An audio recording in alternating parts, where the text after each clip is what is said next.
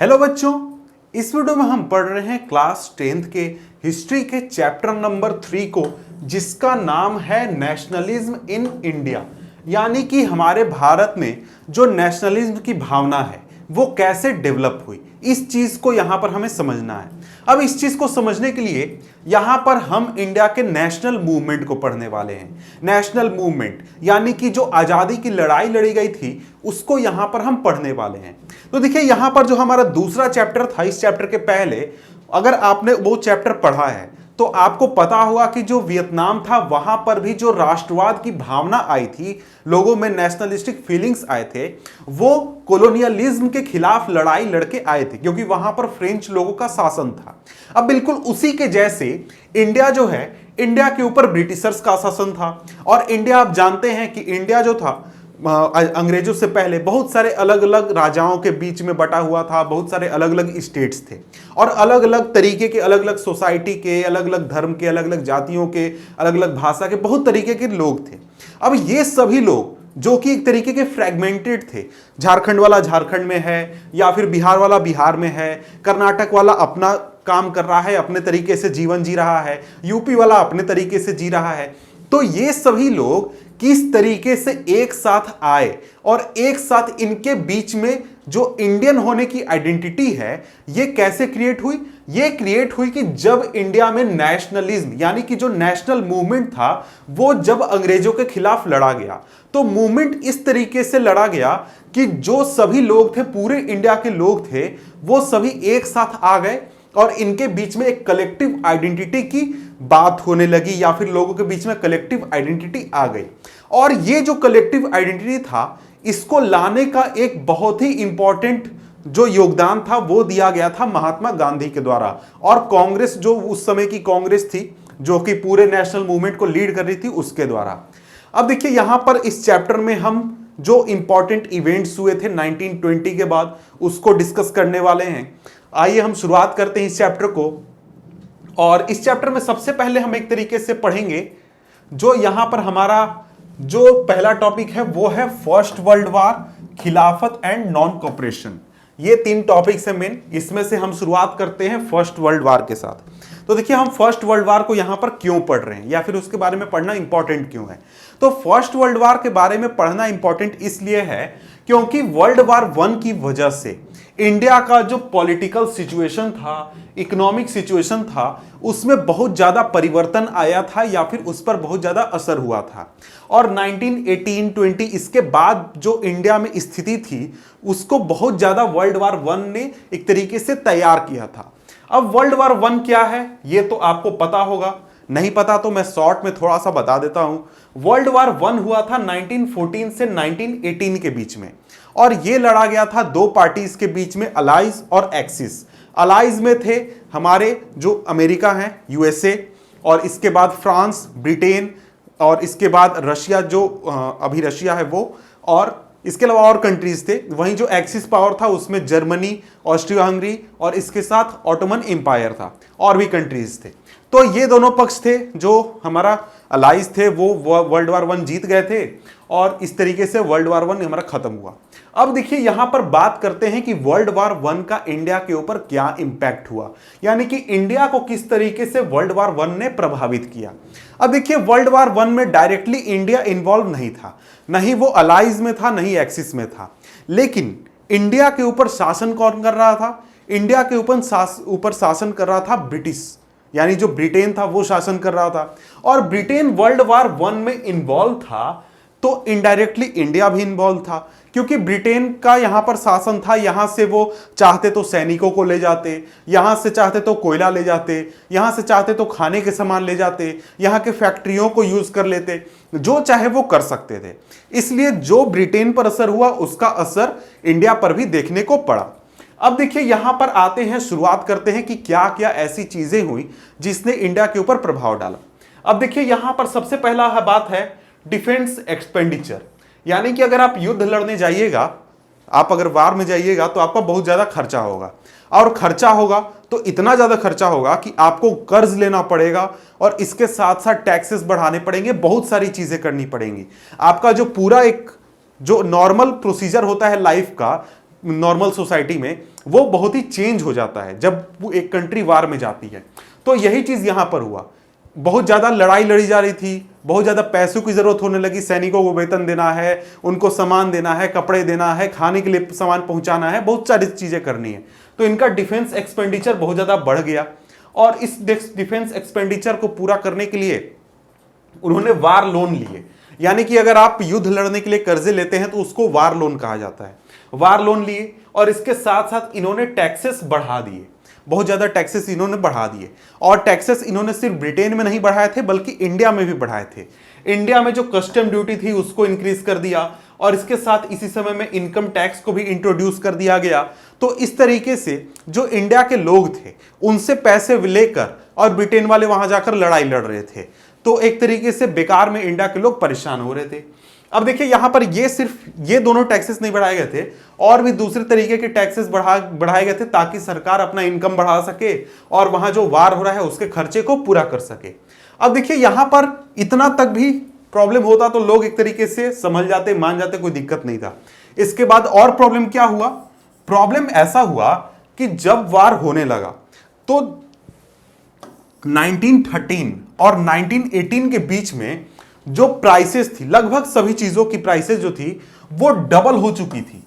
यानी कि 1913 में जो भी सामान जितना का मिलता था उससे लगभग दुगना दाम हो चुका था 1918 में।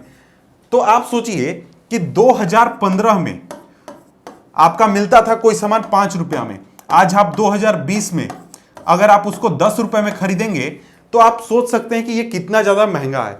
और सिर्फ यहां पर एक चीज नहीं, हर एक चीज की बात करें, 100 रुपए का सामान 200 में मिलने लगा, 200 का सामान 400 में मिलने लगा। तो क्या आपका सोसाइटी, आपका परिवार उस चीज को संभाल सकता है? क्या आपका परिवार इतना इनकम करता है कि आपका अचानक से 5 साल में कोई सामान जो पूरा प्रोडक्ट है सभी चीजें दुगने दाम के हो जाए और आप खरीद लीजिएगा? तो इसका इंडिया के सोसाइटी पर बहुत ज्यादा बुरा असर हुआ और लोग जो थे वो इससे बहुत ज्यादा परेशान हो गए। लोगों का जो दैनिक जीवन था उस पर इसका बहुत ज्यादा असर हुआ। अब इसके बाद यहां तक भी ठीक था। इसके बाद एक और चीज होने लगा कि जो ब्रिटिशर्स थे वो यहां के लोगों को जबरदस्ती आर्मी में भर्ती करके उनको भेज रहे थे लड़ाई लड़ने के लिए किसी अनजान जगह पर, कहीं भी भेज देते थे। जैसे बर्मा में युद्ध चल रहा है तो वहां पर भेज दिया, यूरोप में चल रहा है तो वहां भेज दिया, कहीं भी भेज देते थे इनको लड़ाई लड़ने के लिए। और यहां पर ऐसा नहीं है कि 1000, 2000, 5000 की संख्या में लोगों को भर्ती किया गया था, बल्कि 10 लाख, 15 लाख, 20 लाख इतनी संख्या में लोगों को यहां पर जबरदस्ती आर्मी में भर्ती किया गया था। तो ये जो फोर्स्ड रिक्रूटमेंट था, यानी जबरदस्ती आर्मी में भर्ती था, इसकी वजह से जो रूरल एरियाज थे वहां पर बहुत ज्यादा सरकार के खिलाफ गुस्सा था। रूरल एरियाज में क्यों? क्योंकि ये जो भर्ती होती थी ये जनरली रूरल एरियाज से ही होती थी। ये चीज जो थी इसकी वजह से लोग जो थे वो बहुत ज्यादा नाराज थे या फिर बहुत ज्यादा गुस्सा थे। अब इसके बाद आगे बढ़ते हैं तो ये चीजें तो हो गई जो कि अंग्रेजों ने खुद से की थी। अब लेकिन उसी समय में, एग्जैक्ट उसी समय में 1-2 साल आगे पीछे कुछ ऐसे और इवेंट्स हुए जिसकी वजह से इंडिया का सोसाइटी पर बहुत ज्यादा असर हुआ। अब देखिए वहां पर क्या हुआ, 1918 और लगभग 1921 में इंडिया में बहुत सारे रीजन्स में जो क्रॉप्स थे वो खराब हो गए। मतलब जो खेती होती है ना वो खेती खराब हो गई और इसकी वजह से एक्यूट शॉर्टेज हो गया फूड का, यानी खाने पीने का बहुत ज्यादा कमी हो गया, भुखमरी की स्थिति हो गई, अकाल की स्थिति हो गई। और इसके साथ साथ लगभग उसी समय यानी थोड़ा मोड़ा आगे पीछे इंडिया में इन्फ्लुएंजा की बीमारी फैल गई। इन्फ्लुएंजा की बीमारी फैल गई तो उस समय में ऐसा, जब 1921 में जो हमारा जनगणना होता है, जनगणना हुआ 1921 में, तो पता चला कि इंडिया में करीब 12 से 13 मिलियन लोग, करीब 1 करोड़ 20 लाख से 1 करोड़ 30 लाख लोग जो थे वो सूखे की वजह से और बीमारी की वजह से मारे गए। तो आप सोच सकते हैं कि 1 करोड़ 20 लाख लोग, 1 करोड़ 30 लाख लोग मारे गए थे उस समय में इस बीमारी की वजह से और सूखे की वजह से। तो ये देखिए ये ऐसी चीजें थी जिसकी वजह से उस समय में सोसाइटी पर इसका बहुत ज्यादा असर हुआ था। अब देखिए इस समय लोग जो थे वो बहुत ज्यादा परेशान थे, अंग्रेजों से बहुत ज्यादा नाराज थे। अब लोगों को समझ नहीं आ रहा था कि आखिर हम अंग्रेजों का विरोध कैसे करें या फिर अंग्रेजों से फाइट कैसे करें। उस समय तक इंडिया में कोई एक ऐसा ऑर्गेनाइज्ड मूवमेंट नहीं चल रहा था कि सभी लोग एक साथ मिलकर अंग्रेजों से लड़ाई करें। वहां पर मूवमेंट चल रहे थे या फिर लोग जो थे वो विरोध कर रहे थे अंग्रेजों का, लेकिन कोई अपने जिले में कर रहा है, कोई अपने गांव में कर रहा है, कोई अपने मोहल्ले में कर रहा है। कोई जो मूवमेंट करने वाले लोग थे वो एक ऑर्गेनाइजेशन या फिर एक साथ आकर मूवमेंट नहीं कर रहे थे। अब उसी समय में एंट्री होती है महात्मा गांधी की। जो महात्मा गांधी थे वो इंडिया में आए थे जनवरी 1915 में, यानी जनवरी 1915 में वो आ चुके थे, लेकिन उस समय उतना ज़्यादा वो पॉपुलर नहीं थे या फिर उतना ज़्यादा वो एक्टिव नहीं थे। आगे चलकर धीरे धीरे वो पॉपुलर हुए, धीरे धीरे लोग उनको जानने लगे और उनको फॉलो करने लगे। अब देखिए यहां पर आता है टॉपिक आइडिया ऑफ सत्याग्रह, यानी कि जब महात्मा गांधी आए तो महात्मा गांधी अपने साथ एक आइडिया लेकर आए, एक मास मूवमेंट का आइडिया लेकर आए, जिसको कि उन्होंने कहा सत्याग्रह। अब देखिए यहां पर ऐसा नहीं था कि महात्मा गांधी यहां पर इंडिया आए थे वो साउथ अफ्रीका से, तो आते आते उन्होंने सबसे पहले यहां पर मूवमेंट शुरू किया था। इंडिया में मूवमेंट करने से पहले वो साउथ अफ्रीका में भी जो रंग भेद होता है, यानी स्किन कलर के आधार पर जो भेदभाव होता था वहां पर, उसके खिलाफ वो मूवमेंट कर चुके थे। तो जब वो इंडिया में आए तो उसी तरीके के मूवमेंट को इंडिया में भी उन्होंने बढ़ावा दिया, जिसको उन्होंने सत्याग्रह कहा। अब ये सत्याग्रह क्या है, इस चीज को हम समझ लेते हैं। अब देखिए Mahatma Gandhi adopted a unique method of mass movement called satyagraha. ये एक तरीके का मास मूवमेंट का एक तरीका था जिसमें लोग जो थे वो नॉन वायलेंस को यूज करते थे, यानी अहिंसा को फॉलो करते हुए वो मूवमेंट करते थे। कहीं पर मार काट नहीं, कहीं पर लड़ाई झगड़ा नहीं, आप किसी से फाइट नहीं करेंगे, आप अपनी बात रखेंगे नॉन वायलेंस के साथ। अब उसको पूरा डिटेल में हम समझ लेते हैं। तो देखिए ये जो नॉन वायलेंस का तरीका था, यानी जो सत्याग्रह था, it suggested that if the cause was true, यानी अगर आपका कॉज सच्चा है, if the struggle was against injustice, अगर आप नाइंसाफी के खिलाफ लड़ रहे हैं तो आप then physical force was not necessary to fight the oppressor. तो आपके ऊपर जो भी आपके खिलाफ जो अन्याय कर रहा है, आपके ऊपर हमला कर रहा है, आपको परेशान कर रहा है, तो उससे फाइट करने के लिए आपको फिजिकल फोर्स की जरूरत नहीं है। विदाउट सीकिंग वेंजेंस और being aggressive, a satyagrahi could win the battle through non violence. यानी कि किसी से बिना किसी दुश्मनी के या फिर बिना एग्रेसिव हुए, बिना वायलेंस किए कोई भी एक सत्याग्रही जो कि इस सत्याग्रह के आइडिया को फॉलो करता है, वो बैटल को जीत सकता है, लड़ाई को जीत सकता है सिर्फ और सिर्फ नॉन वायलेंस के दम पर। ये उनका बात था या फिर ये उनका कहना था। अब देखिए ये होगा कैसे, तो देखिए ये होगा जब आप जो व्यक्ति है, यानी कि जो भी आपको परेशान कर रहा है, आपके ऊपर हमला कर रहा है, आपको प्रताड़ित कर रहा है, उसके आप कंसाइज को जब आप एक तरीके से अपील करिए, यानी उसके अंतर मन को, अंतर भावना को जब आप अपील करिएगा, people including the oppressor had to be persuaded to see the truth instead of being forced to accept the truth through the use of violence. यानी कि जो भी आपके ऊपर हमला कर रहा है, आपको प्रताड़ित कर रहा है, परेशान कर रहा है, उसको आप एक तरीके से प्रेरित करिए, उसको मनाइए कि हाँ जी तुम इस सच्चाई को देखो, समझो, ना कि आप उस पर हमला करिए और उससे फाइट करके उसको जबरदस्ती मनवाइए कि हाँ यही सच है। ऐसा नहीं करना है, आपको उसको मनाना है, उसको एक तरीके से प्रेरित करना है कि हाँ जी देखिए ये सच है, आपको मानना चाहिए। ऐसा उनका कहना था, ऐसा महात्मा गांधी का कहना था। अब by this struggle, truth was bound to ultimately triumph. Mahatma Gandhi believed that this dharma of non-violence could unite all Indians. तो देखिए ये एक तरीके से महात्मा गांधी का मानना था कि इस तरीके से, इस स्ट्रगल के जरिए जो सच है उसकी हमेशा जीत होती है, और इसके साथ ही ये जो मूवमेंट का तरीका है उसके जरिए पूरे सभी इंडियंस को यूनाइट किया जा सकता है। और ये एक तरीके से हम कह सकते हैं सही भी उन्होंने कहा था, क्योंकि जब हम देखते हैं आगे के मूवमेंट्स को, तो जैसा मैंने अभी थोड़ी देर पहले कहा कि इंडिया में मूवमेंट्स हो रहे थे लेकिन वो यूनाइटेड नहीं थे, वो फ्रैगमेंटेड थे। कोई केरल में अपना मूवमेंट चला रहा है किसी गांव में, कोई यूपी में अपना गांव में मूवमेंट चला रहा है, लोग यूनाइटेड नहीं थे। लेकिन जब यहां पर महात्मा गांधी की एंट्री हुई और महात्मा गांधी ने पूरा एक रास्ता दिखाया मूवमेंट करने का, तो इंडिया जो था वो बहुत ही जल्दी एक तरीके का यूनाइट हो गया और एक यूनाइटेड स्ट्रगल अंग्रेजों के खिलाफ करने लगा। अब इसके बाद जब वो 1915 में आए तो उसके बाद महात्मा गांधी ने कुछ इंपॉर्टेंट मूवमेंट्स भी किए थे, या फिर कुछ जगहों पर कुछ इंपॉर्टेंट मूवमेंट्स हुए थे, उनकी बात यहां पर हम कर लेते हैं। तो देखिए 1916 में उनका जो पहला मूवमेंट था वो था किसान मूवमेंट, जो कि था चंपारण में। यहां पर जो खेती होती थी, इंडिगो की खेती होती थी, उनके किसानों के समर्थन में महात्मा गांधी ने आंदोलन किया था। इसके बाद खेड़ा में 1917 में पेजेंट मूवमेंट यानी किसानों का मूवमेंट हुआ था। यहां पर स्थिति ये थी कि जो यहाँ के किसान थे उनका फसल भूखमरी या फिर अकाल की वजह से खराब हो चुका था, वो लगान देने की स्थिति में नहीं थे, तो लगान कम करवाने के लिए ये किसान आंदोलन कर रहे थे। इनका भी महात्मा गांधी ने समर्थन किया था। इसके बाद अहमदाबाद में 1918 में मिल वर्कर्स के समर्थन में उन्होंने आंदोलन चलाया था। तो ये कुछ इंपॉर्टेंट मूवमेंट्स थे जो कि महात्मा गांधी के द्वारा चलाए गए थे। अब इसके बाद देखिए, अगर हम आगे बढ़ते हैं तो आगे यहां पर आ जाता है हमारा नेक्स्ट टॉपिक, और वो है रॉलेट एक्ट।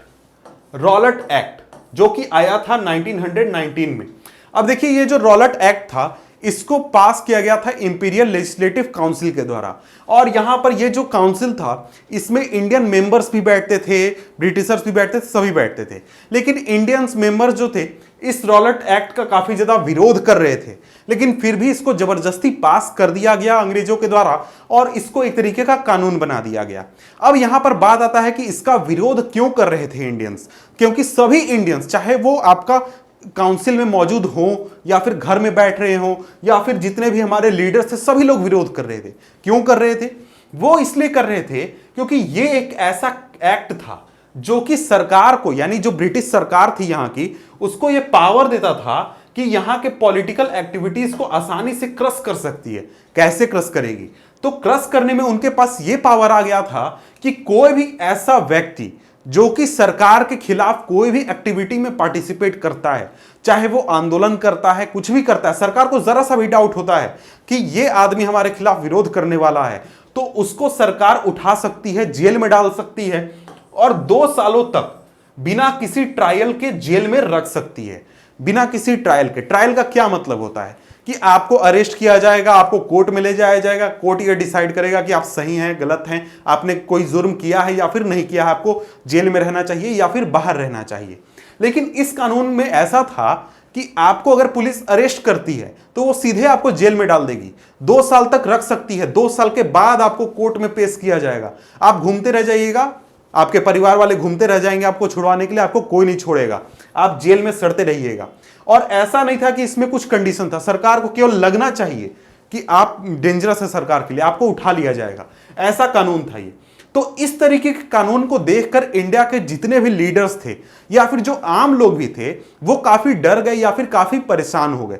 सभी लोगों ने डिसाइड किया कि अब इसका विरोध करना चाहिए, और बिल्कुल ऐसा काम महात्मा गांधी ने भी किया कि हाँ जी, हम भी विरोध करेंगे इसका।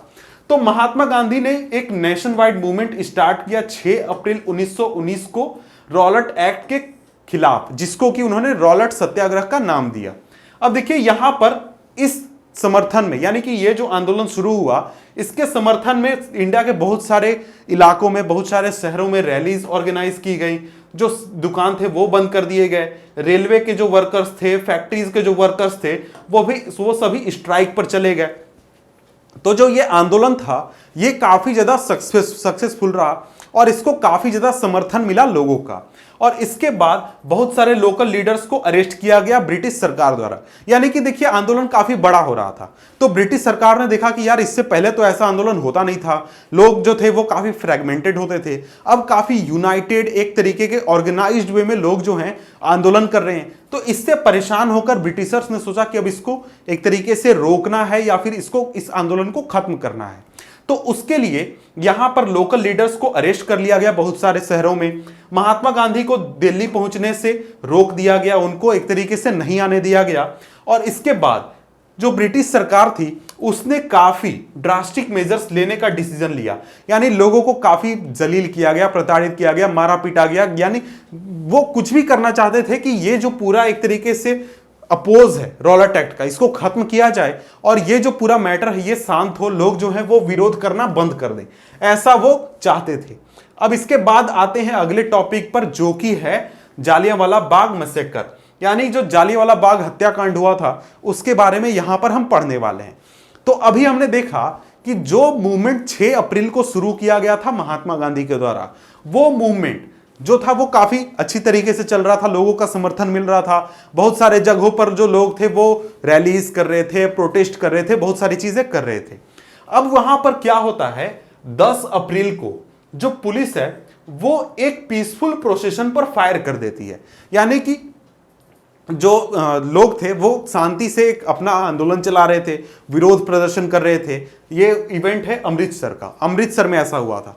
लोग जो है वो शांति से अपना आंदोलन चला रहे थे, सब चीज कर रहे थे। अचानक से वहां पर जो पुलिस आती है और वो सीधे फायर कर देती है, यानी लोग जो थे उनके ऊपर गोली चला देती है, बहुत सारे लोग मारे भी जाते हैं।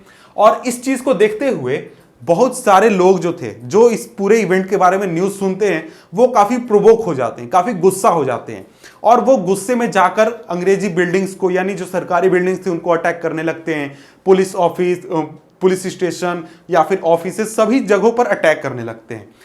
तो इस चीज को देखते हुए जो ब्रिटिशर्स थे वो जाकर लगा देते हैं मार्शल लॉ अमृतसर रीजन में, और वहां पर ये जो पूरा मार्शल लॉ लगाया जाता है इसका कमांड दे दिया जाता है जनरल डायर के हाथ में। जनरल डायर को ये पूरा कमांड दे दिया जाता है कि आप संभालिए, स्थिति को कंट्रोल कीजिए, सिचुएशन को कंट्रोल करिए। अब ये मार्शल लॉ होता क्या है? तो देखिए, जिस तरीके से आज आप अपने इलाके में कर्फ्यू की बात सुनते हैं या फिर एक तरीके से सुनते हैं कि देखिए 144 लगा है, आपको रोड पर नहीं जाना है, आपको घूमने नहीं जाना है, सरकार ने रोक लगा कर रखा है, तो ये सभी चीजें उसी तरीके की वहां पर लगाया गया था कि लोग जो है वो एक जगह पर इकट्ठा नहीं होंगे, किसी भी तरीके का प्रोसेशन नहीं करेंगे, किसी भी तरीके का विरोध नहीं करेंगे, कुछ भी नहीं करेंगे। लेकिन ये जो सिचुएशन था, ये एक तरीके से जो शहर के लोग थे वो इस चीज को समझ रहे थे, यानी जहां पर ये सारे इवेंट्स हो रहे थे, सारे ये पूरा मामला हो रहा था, ये मेनली आपका शहरी इलाकों में हो रहा था। तो शहर के लोग तो समझ रहे थे कि देखिए मार्शल लॉ लगा हुआ है, हमें बाहर नहीं जाना है। लेकिन यहां पर 13 अप्रैल 1919 को था बैसाखी, और शहर के बाहर के इलाके के जो लोग थे उनको ये सभी चीजें नहीं पता थी। उनको नहीं पता था कि घर से बाहर नहीं जाना है, घर से बाहर नहीं निकलना है, मार्शल लॉ क्या होता है, उसमें क्या नहीं किया जाता है, ये सी चीजें उन्हें पता नहीं थी। और 13 अप्रैल 1919 को जालियांवाला बाग में वहां पर एक तरीके का मेला आयोजन किया गया था। मेला वहां पर चल रहा था और वहां पर कुछ लोग आए हुए थे जो कि एक तरीके का विरोध प्रदर्शन करने के लिए आए थे रॉलेट एक्ट का। तो यहां पर एक तरीके का मिक्स्ड लोग थे, कुछ लोग आए थे विरोध करने के लिए और मैक्सिमम जो लोग थे वो आए थे मेला घूमने। मेला घूमने में कौन जाता है? पूरे फैमिली के साथ सभी लोग जाते हैं, बच्चे जाते हैं, बूढ़े जाते हैं, फैमिली के सभी लोग जाते हैं। तो उस तरीके से लोग, बहुत सारे लोग वहां पर गए हुए थे और वहां पर जो गैदरिंग थी वो बहुत ज्यादा हो चुकी थी, करीब 20 से 25 हजार ऐसा कहा जाता है कि वहां पर गैदरिंग थी। अब देखिए, जनरल डायर को इसके बारे में पता चलता है।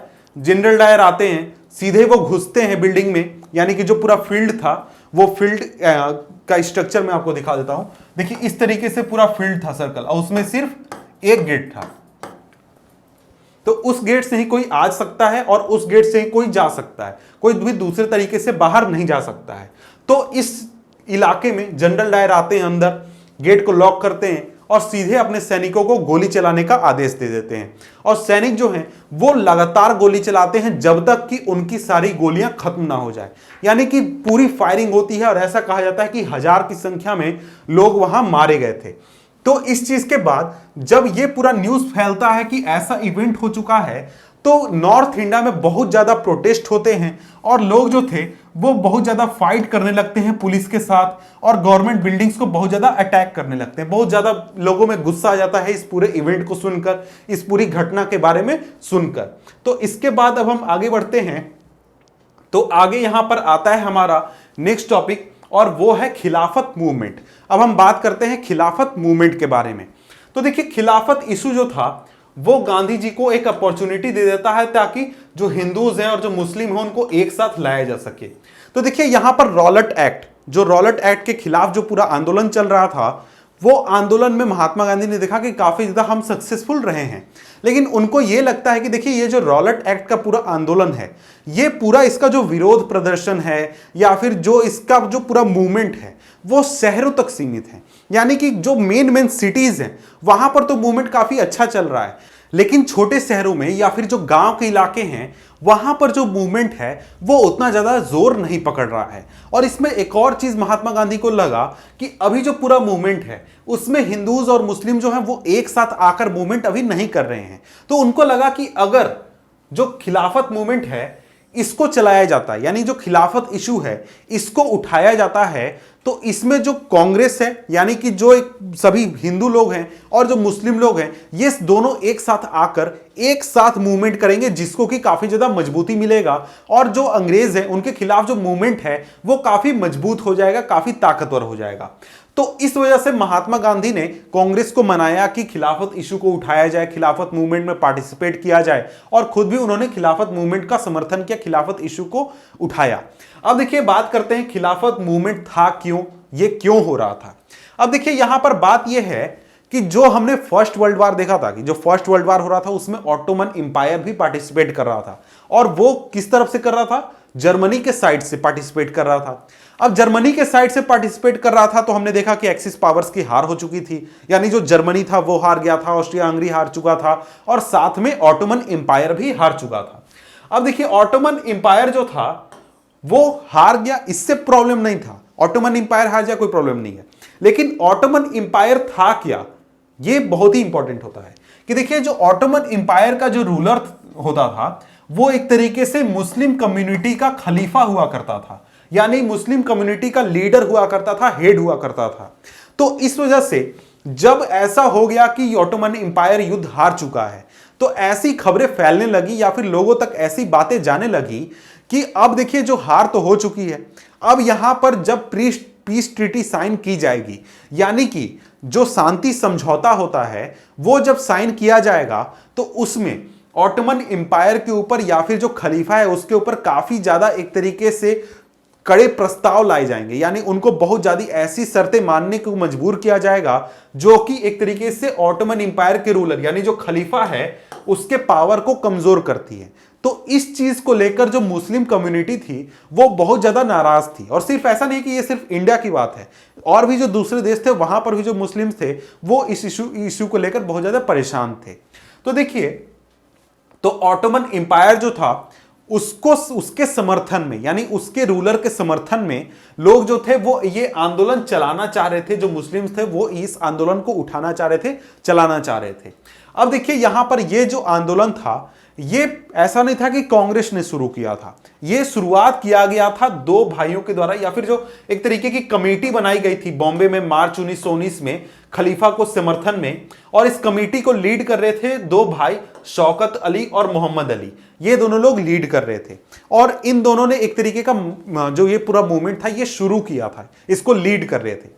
अब बाद में महात्मा गांधी ने इन दोनों के साथ मुलाकात की, बातचीत किया कि हम लोग एक साथ मूवमेंट करेंगे और आप खिलाफत इशू को उठाइए, और इसके साथ साथ हम एक दूसरा नॉन कॉपरेशन मूवमेंट चलाएंगे, दोनों एक साथ चलेगा, दोनों को काफी मजबूती मिलेगी, और जो है अंग्रेजों के खिलाफ विरोध है वो काफी अच्छा होगा। हाँ, यहां पर एक और चीज कि यहां पर जो ये खिलाफत मूवमेंट था ये अंग्रेजों के खिलाफ क्यों था, क्योंकि जो ब्रिटिशर्स थे वो वर्ल्ड वार 1 जीत चुके थे, तो इस वजह से शांति समझौता में जीतने वाला पक्ष कौन, ब्रिटेन, हारने वाला पक्ष कौन, ऑटोमन एम्पायर, खलीफा।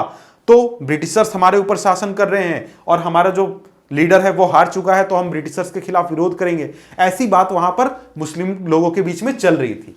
तो इस चीज की वजह से ये जो गांधी जी थे, गांधी जी ने एक तरीके से इन दोनों भाइयों से बात करके एक तरीके का माहौल बनाया कि हम लोग एक साथ मूवमेंट करेंगे, जो मुस्लिम से उनको शामिल किया जाएगा अंग्रेजों के खिलाफ विरोध में। और इसके साथ ही गांधी जी ने कांग्रेस को परसुएड किया कि जो खिलाफत मूवमेंट है उसका समर्थन किया जाए, और इसके साथ साथ नॉन कॉपरेशन मूवमेंट चलाया जाए, नॉन कॉपरेशन कैंपेन चलाया जाए स्वराज के लिए, यानी कि आजादी के लिए नॉन कॉपरेशन मूवमेंट चलाए, यानी दोनों मूवमेंट को एक साथ चलाया जाएगा। अब यहां पर देखिए नॉन कॉपरेशन जो प्रोग्राम था उसको अप्रूव किया गया था नागपुर सेशन में, यानी कांग्रेस का जो सेशन होता था उसमें नागपुर सेशन में अप्रूव किया गया था दिसंबर 1920 में। तो अब हम आगे बढ़ते हैं और पढ़ते हैं अगला टॉपिक जो कि है नॉन कॉपरेशन मूवमेंट, जिसको कि हिंदी में हम असहयोग आंदोलन के नाम से जानते हैं। तो देखिए यहां पर आपने नाम सुना, उसी से आप समझ गए हो कि यह आंदोलन था क्या, इसमें क्या करना था। तो यहां पर सवाल उठता है कि नॉन कॉपरेशन मूवमेंट आखिर क्यों चलाया जा रहा था, या फिर क्यों इसको बढ़ावा दिया जा रहा था। तो इसको बढ़ावा इसलिए दिया जा रहा था क्योंकि महात्मा गांधी ने एक तरीके से उनका जो किताब था हिंद स्वराज, जिसको उन्होंने 1909 में लिखा था, उसमें उन्होंने लिखा था कि जो इंडिया में ब्रिटिश रूल है वो इस वजह से चल रहा है, या फिर वो इस्टेब्लिश इंडिया में इस वजह से हुआ है क्योंकि यहाँ के जो लोग हैं वो ब्रिटिशर्स के साथ कोलैबोरेट कर रहे हैं, यानी कि उनका समर्थन कर रहे हैं। कैसे समर्थन कर रहे हैं? तो देखिए, जो ब्रिटिशर्स हैं वो तो बड़े बड़े पद पर बैठे हुए हैं, लेकिन जो लोकल पुलिस है या फिर जो लोकल ऑफिस में वकील हैं, जो स्कूल चल रहे हैं, या फिर जितने भी छोटे मोटे काम होते हैं वो सारे इंडियंस लोगों के द्वारा किए जाते हैं। यानी कि ब्रिटिशर्स की जो आर्मी है उसमें भी इंडियंस हैं। तो इस तरीके से अगर इंडिया के लोग अगर ब्रिटिशर्स का समर्थन करना बंद कर दें तो यहां पर कुछ ही सालों में ब्रिटिशर्स का जो हुकूमत है, ब्रिटिशर्स का जो शासन है वो खत्म हो जाएगा और ब्रिटिशर्स को इंडिया छोड़ने के अलावा कोई ऑप्शन नहीं रहेगा।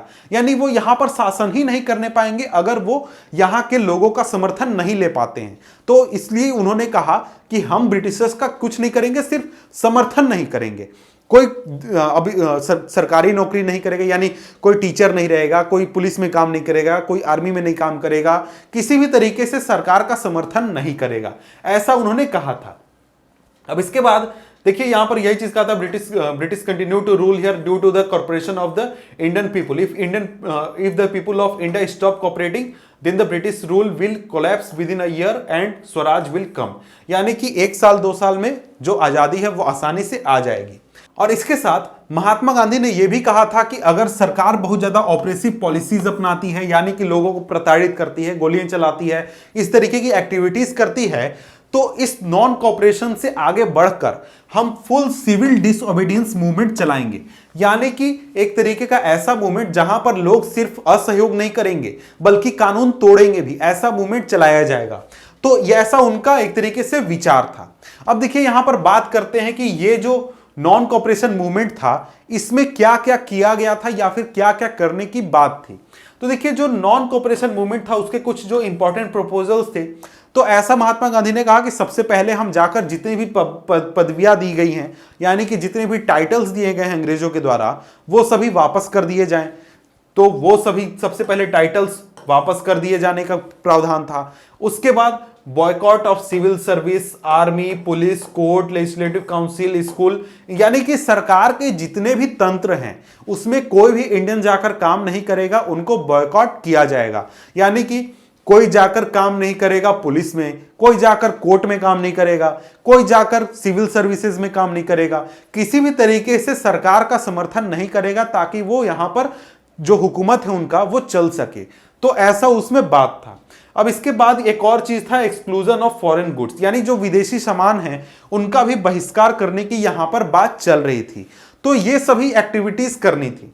अब देखिए यहां पर ये जो चीजें थी ये बहुत हद तक सक्सेसफुल भी हुई थी, क्योंकि इंडिया में जब ये मूवमेंट शुरू हुआ, ये मूवमेंट शुरू हुआ था जनवरी 1921 में। यानी कि जो नॉन कोऑपरेशन मूवमेंट है और जो खिलाफत मूवमेंट था दोनों एक साथ शुरू हुआ था जनवरी 1921 में।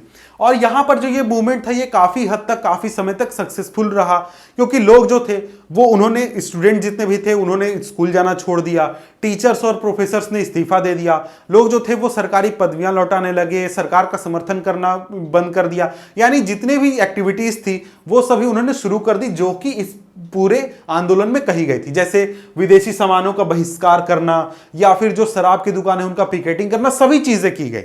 लेकिन धीरे धीरे ये जो आंदोलन था ये कमजोर होता गया और लोग जो थे वो फिर से जाकर वहीं पर काम करने लगे जहां पर वो काम कर रहे थे, या फिर वही सामान खरीदने लगे, यानी विदेशी सामानों को उन्होंने फिर से खरीदना शुरू कर दिया।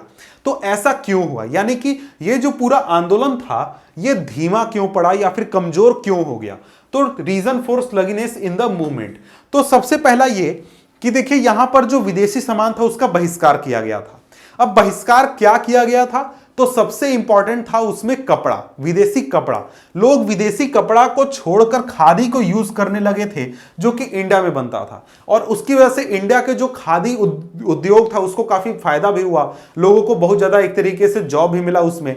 लेकिन खादी के साथ प्रॉब्लम यह था कि खादी बहुत एक्सपेंसिव हुआ करता था और विदेश से जो कपड़ा आता था वो बहुत ही सस्ता हुआ करता था। तो लोगों के पास ये ऑप्शन नहीं था कि वो ज्यादा दिनों तक खादी को पहन सके, क्योंकि ये जो गरीब लोग थे उनके लिए पॉसिबल नहीं था कि वो खादी को खरीद कर पहने, इसलिए वो लोग विदेशी सामानों को फिर से खरीदने लगे।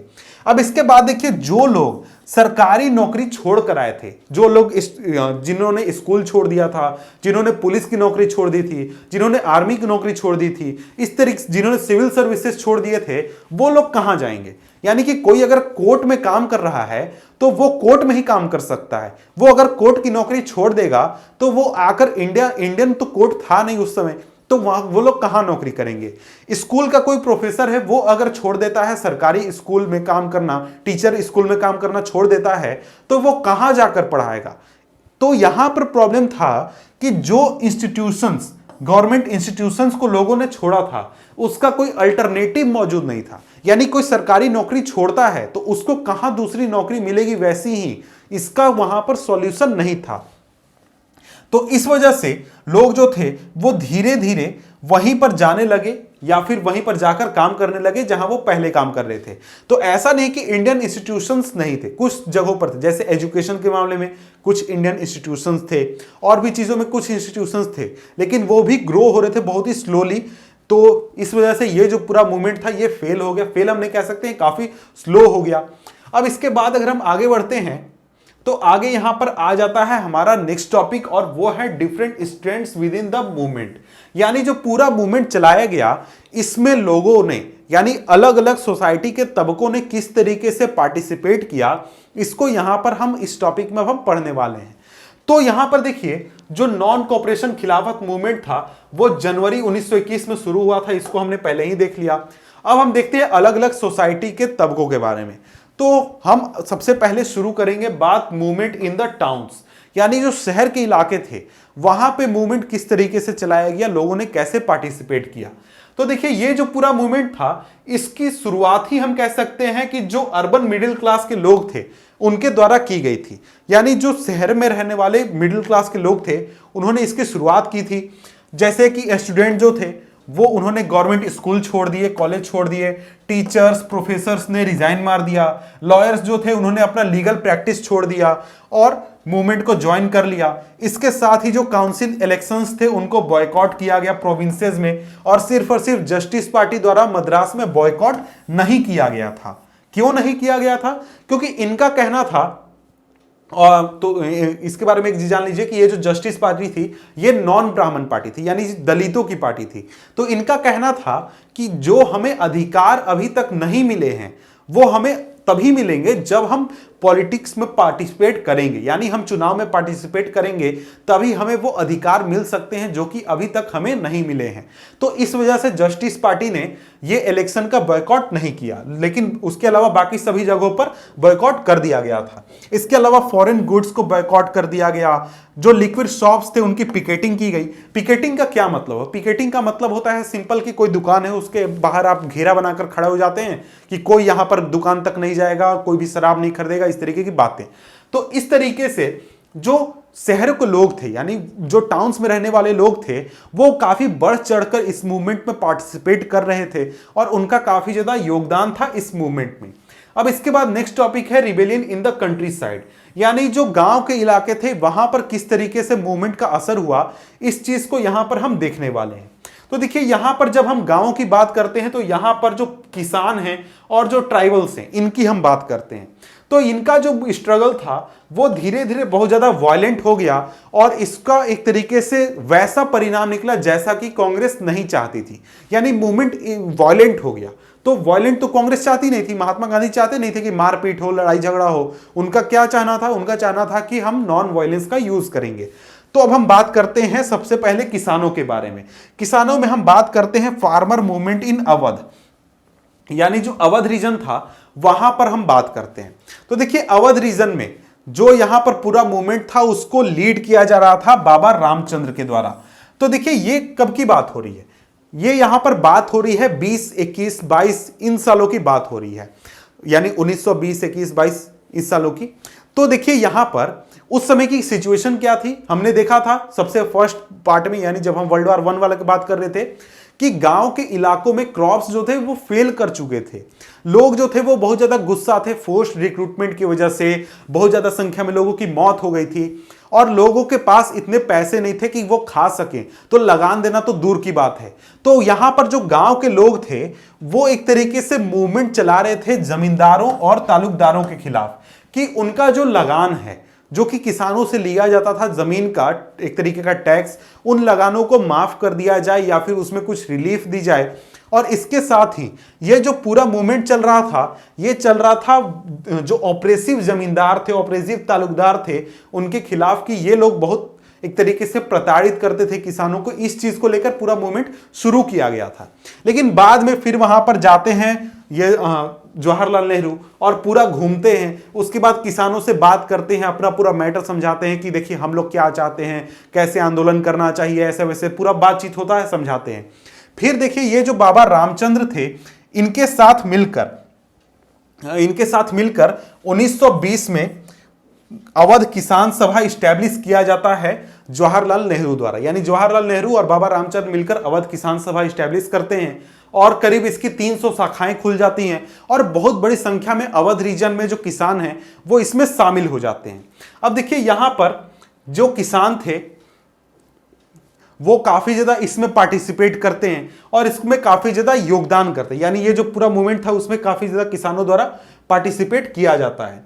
अब इसके बाद अगर हम आगे बढ़ें तो देखिए जो प्रेजेंट मूवमेंट था वो धीरे धीरे ऐसे रूप में आ गया जैसा कि कांग्रेस नहीं चाहती थी, यानी कि ये धीरे धीरे वायलेंट हो गया। अब देखिए जो किसान लीडर्स थे वो बताने लगे अपने लोगों को, यानी किसानों को समझाने लगे कि देखिए महात्मा गांधी ने ऐसा कह दिया कि अब कोई टैक्स नहीं देगा, कुछ भी नहीं करेगा, जो भी अनाज है उसको लूट लो, जो भी करना है कर लो। यानी पूरा वायलेंस पर ये लोग उतर गए। और इसके साथ ही इन्होंने क्या किया, जो तालुकदार थे उनके घरों पर अटैक शुरू कर दिए, या फिर जो मर्चेंट्स थे उनको अटैक कर दिया, बाजार को लूट लिया, और जो ग्रेन होर्ड्स थे यानी जहां पर अनाज जमा करके रखे थे उसको लूट लिया। यानी काफी वायलेंस इसमें फैल गया। तो इस चीज को कांग्रेस जो थी वो समर्थन नहीं करना चाहती थी, या फिर ऐसे एक्टिविटीज को कांग्रेस एक्सेप्ट नहीं कर रही थी। अब इसके बाद आगे बढ़ें तो आगे आ जाता है नेक्स्ट टॉपिक, वो है tribal movement in Andhra Pradesh. ये एक तरीके का एग्जाम्पल है जिसमें कि समझाया गया कि ट्राइबल्स लोगों ने किस तरीके से पूरा मूवमेंट लिया। अब देखिए यहां पर जो आंध्र प्रदेश की बात हो रही है तो आंध्र प्रदेश के गुडेम हिल्स में यहां पर एक तरीके का गुरिल्ला मूवमेंट शुरू किया गया था, जो कि शुरू किया गया था अल्लूरी सीताराम राजू के द्वारा। ये एक तरीके के लीडर थे, ऐसा नहीं था कि शुरू किया गया था, ये लीडर थे इस पूरे मूवमेंट के। और ये जो पूरा मूवमेंट था इसमें जो पुलिस स्टेशंस थे उनको अटैक किया गया था, इसके साथ ही और भी तरीके की वायलेंट एक्टिविटीज की गई थी, गुरिल्ला वारफेयर चलाया जा रहा था अंग्रेजों के खिलाफ। और ये जो अल्लूरी सीताराम राजू थे ये महात्मा गांधी की बहुत बड़ाई करते थे। इसके साथ साथ वो बात करते थे कि जो ट्राइबल्स लोग हैं उनको शराब पीना छोड़ देना चाहिए, और भी तरीके की अच्छी अच्छी बातें करते थे। लेकिन और भी तरीके की बात करते थे जो कि एक तरीके से जनरली लोगों को, जो कांग्रेस थी उसको पसंद नहीं था। क्या पसंद नहीं था? वायलेंस, कि आप फाइट कर रहे हैं, गुरिल्ला वारफेयर कर रहे हैं, ये सभी चीजें नहीं पसंद थी। लेकिन इनका कहना था अल्लूरी सीताराम राजू का कि देखिए हम जो है यानी इंडिया जो है उसको आजादी नॉन वायलेंस के जरिए नहीं मिल सकती है, हमको आजादी लेने के लिए वायलेंस का उपयोग करना होगा, ऐसा इनका कहना था। तो इस तरीके से जो किसान थे और जो हमारे ये ट्राइबल्स थी, इनका जो पूरा मूवमेंट था ये काफी वायलेंट हो चुका था और कांग्रेस के कंट्रोल से ये बाहर था। अब इसके बाद जो राजू थे अल्लूरी सीताराम राजू, उनको 1924 में कैप्चर कर लिया गया और फांसी की सजा दे दी गई। अब इसके बाद नेक्स्ट टॉपिक है और वो है स्वराज इन द प्लांटेशन, यानी कि जो हमारे जो प्लांटेशन रीजन था यानी बगानों में किस तरीके से इसका क्या मतलब, यानी जो स्वराज वर्ड है इसका क्या मतलब निकाला गया, ये जो पूरा आंदोलन था उसको कैसे लिया गया, इस चीज को समझते हैं। अब देखिए यहां पर जो प्लांटेशन वर्कर्स थे उनके लिए स्वराज का क्या मतलब है। उनके लिए स्वराज का मतलब होता है कि वो अपने जो बाउंड्री है उससे बाहर जाकर फ्री मूवमेंट कर सकते हैं, अपने घर जा सकते हैं, घर के साथ कांटेक्ट रख सकते हैं, यानी उनको फ्री मूवमेंट की आजादी मिलने का मतलब होता है स्वराज उनके लिए, बगान के मजदूरों के लिए। अब यहां पर ऐसा क्यों था? ऐसा इसलिए था क्योंकि जो इनलैंड इमिग्रेशन एक्ट था 1859 का, उसके अनुसार जो भी बगान के मजदूर हैं उनको ये आजादी नहीं है कि वो बगान से बाहर जा सकते हैं। अगर उनको बाहर जाना है तो उनको अपने जो वहां का हेड है उससे परमिशन लेना होगा, तब वो बाहर जा सकते हैं, नहीं तो वो अंदर ही रहेंगे। वो एक तरीके से अपनी मन की मर्जी नहीं कर सकते और उनको बाहर जाने की आजादी वैसे मिलती नहीं थी, कभी कभार मिल गया तो मिल गया, नहीं तो नहीं मिलता था। और इस वजह से going out of the planters without permission, यानी कि जो प्लांटेशन था, प्लांटेशन रीजन बागान था, उससे बाहर वो नहीं जा सकते थे बिना किसी आजादी के। अब देखिए, जब इन लोगों को नॉन कॉपरेशन मूवमेंट के बारे में पता चला तो हजारों की संख्या में जो वर्कर्स थे उन्होंने अपने जो पूरा प्लांटेशन का जो हेड हुआ करता था, प्लांटर्स होते थे, उनका वो विरोध करने लगे या फिर उनकी बातों को वो उन्होंने इग्नोर कर दिया और जो पूरा प्लांटेशन था उसको छोड़कर वो घर की ओर जाने लगे।